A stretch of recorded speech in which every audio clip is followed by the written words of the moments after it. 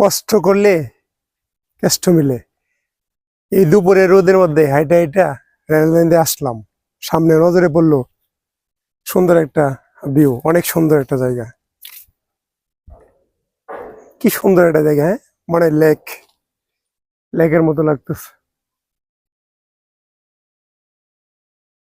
অনেক সুন্দর, অনেক সুন্দর, এক্সিলেন্ট। আপনারা কি বলেন জানি না, আপনাদের দৃষ্টিতে ওটা কিরকম ভিউ জানাবেন। অনেক সুন্দর দেখা যায় না?